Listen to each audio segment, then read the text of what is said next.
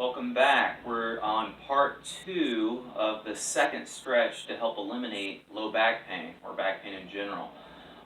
We are talking about the psoas muscle, or also known as the hip flexor muscle. In part 1, we looked at how to assess whether to determine if the hip flexor or actually the quad was tight using a massage table. In this section today, we're going to actually show one of my favorite stretches for loosening up the hip flexor.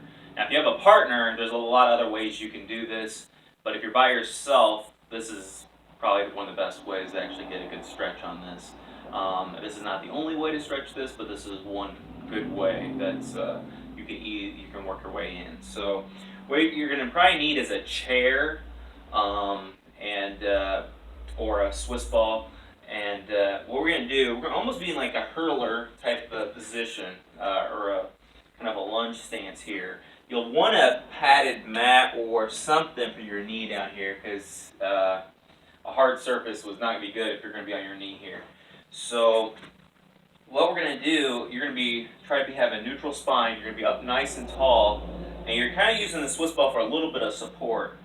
And while we're in this position, you're just going to move forward slightly so you feel a stretch in this lead leg. And for this side, this would be my right hip flexor that's going to be stretching.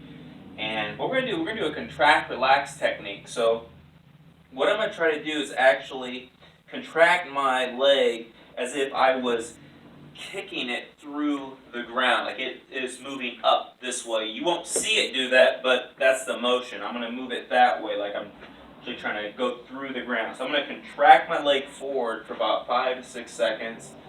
1, 2, 3, 4, 5. Then as I let go and exhale, I'm going to sink into this stretch. You're going to move your hips forward a little bit. And when you do that, don't have excessive lumbar spine curve. You want to try to keep as nice and tall as you can as you exhale and move forward. This is going to put a lot of stretch on this hip flexor. You could put your hand on your glute a little bit and try to push that hip forward, and you're going to feel that hip flexor in the front really work. And I'll just do a couple of these so you can see how it looks. So pretty good stretch right here. And I'm contracting right now. 1, 2, 3, 4, 5. Contracting again. 1, 2, 3, 4, 5.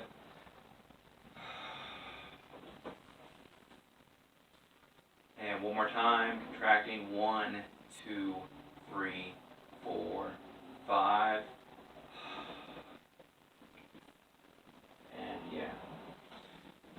And that will definitely stretch your hip flexor. And there's a principle called 3D stretching. Stretching it in multiple planes. This is more of a sagittal plane, front and back, but you can also stretch the muscle in the frontal and in the transverse plane, rotational, by the position of your foot. I'll be addressing this more later in other videos, but for right now, just to kind of get a general stretch for the hip flexor, this is a good way to do it with the contract relax technique. 5 seconds on. Use your breath as you exhale. You can go a little bit further into this stretch. But that's a way to definitely start to address the hip flexor. Remember to keep your posture up and tall, and neutral spine as tall as you can while doing this. It will help target the stress right at the hip flexor level. And that's it for part 2 of the stretch bonus.